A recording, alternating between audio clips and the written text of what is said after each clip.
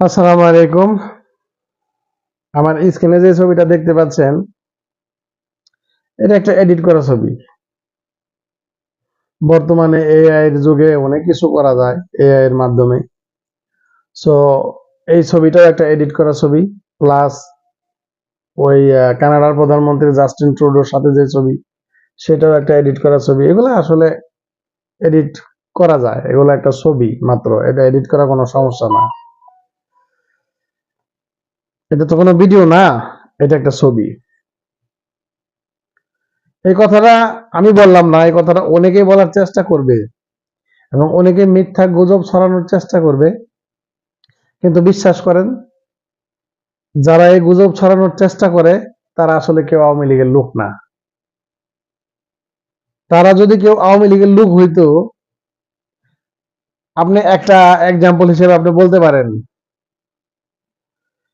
বঙ্গবন্ধুর ভাস্কর্য কিছুদিন আগে আমরা দেখছি এক লোক বঙ্গবন্ধুর ভাস্কর্যের মাথার উপরে উঠে দাঁড়িয়ে পেশাব করতেছে।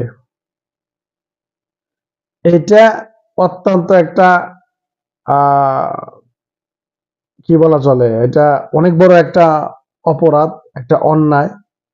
এটা কোনোভাবে আসলে মেনে নেওয়া যায় না। শুধু বঙ্গবন্ধু কেন, এখানে যদি অন্য কেউ হইতো তারপরও এটা মেনে নেওয়া যায় না।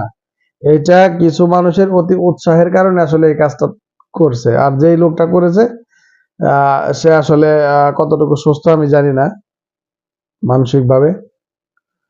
তবে আমার প্রসঙ্গ ওই ব্যক্তি না, আমার প্রসঙ্গ হচ্ছে এই যে এত আওয়ামী লীগের লোক এতদিন বিএনপি জামাত অথবা অন্য কোন দলের লোক ছিল বলে আমার মনেই হয় না। আমার মনে হয় নাই যে আওয়ামী লীগ ছাড়া অন্য কোন দলের লোক আছিল। আচ্ছা, তখন দেখা গেছে 100%-এর মধ্যে 99% অথবা 98% লোকই আওয়ামী লীগ করে। হ্যাঁ, অন্য কেউ অন্য দল করলেও আসলে তিনিও বলতো আমি আওয়ামী লীগ করি, বিষয়টা এরকম ছিল। সো যাই হোক, আমার টপিক যেটা, কাম টু দা পয়েন্ট। আসলে যারা এই ছবিটা দেখার পরে যাদের গায়ে কাটা দিতেছে, তারা কি আসলে আওয়ামী লীগ করে? করে না। বিশ্বাস করুন, তারা আওয়ামী লীগ করে না। তাদের পকেট ভারী করার জন্য তারা আসলে পিছনে পিছনে ঘুরতো। যদি তারা সত্যিকারের আওয়ামী লীগ করতো,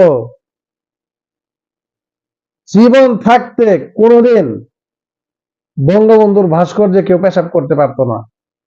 তারা বলতো আবু সাইদের মতো, আমাকে মেরে ফেলো তবুও বঙ্গবন্ধুর ছবি, বঙ্গবন্ধুর ভাস্কর্যের উপরে পেশাব করতে দিব না।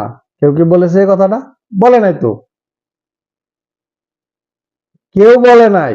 তার মানে কি, কেউ আসলে অন্তর থেকে আসলে কেউ ভালোবাসে না। সবাই যার যার পকেট ভরার জন্য, বিশ্বাস করেন, সবাই যার যার পকেট ভরার জন্য এই লীগ সেই লীগ করতো।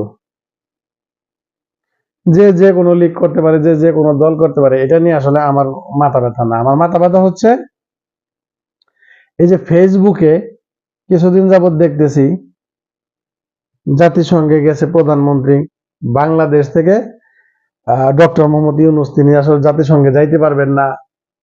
আমাদের প্রধানমন্ত্রী শেখ হাসিনাকে জাতিসংঘের থেকে আমন্ত্রণ পত্র পাঠাইছে, তিনি গিয়েছেন। সেই ৩-৪ বছর আগের কিছু ছবি টবি, ভিডিও টিডিও এগুলো আসলে পোস্ট করে অনেকে বোঝানোর চেষ্টা করছে। আজকে এই ছবি দেখার পরে, আজকে এই সিন দেখার পরে তারা কি আছে না তারা চলে গেছে? কোথায় চলে গেছে বুঝেন না? আজকে এই সিন দেখার পরে তারা কি সুস্থ আছে? সুস্থ থাকার কথা না। সো যাই হোক,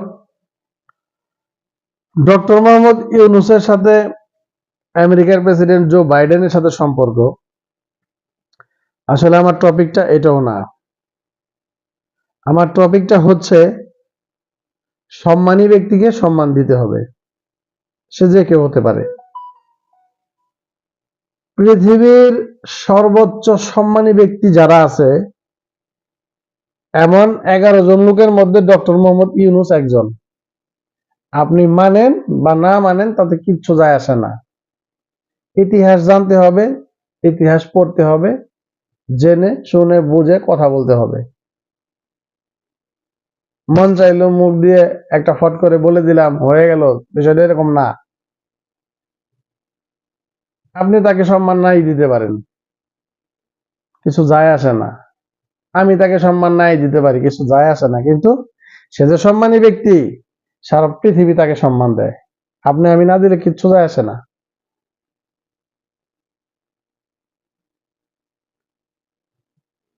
এখন বর্তমানে যদি কোনো জরিপ চালানো হয়, বাংলাদেশে 95% মানুষ বলবে না আওয়ামী লীগ সরকার চাই, না বিএনপি সরকার চাই।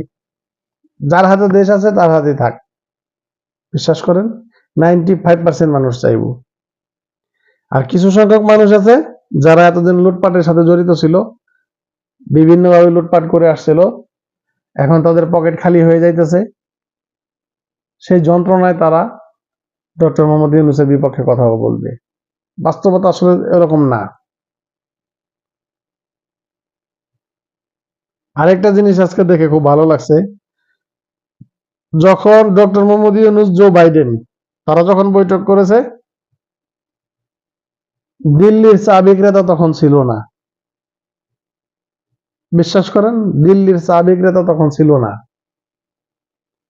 ডক্টর মোহাম্মদ ইউনূস আমেরিকার প্রেসিডেন্ট জো বাইডেনের সাথে বৈঠক করার পরে তিনি প্রয়োজন মনে করে নাই দিল্লির চা বিক্রেতার সাথে বৈঠক করার মতো। এমনটাই হওয়া উচিত, এমনটাই হওয়া উচিত। সবার আগে দেশের স্বার্থ,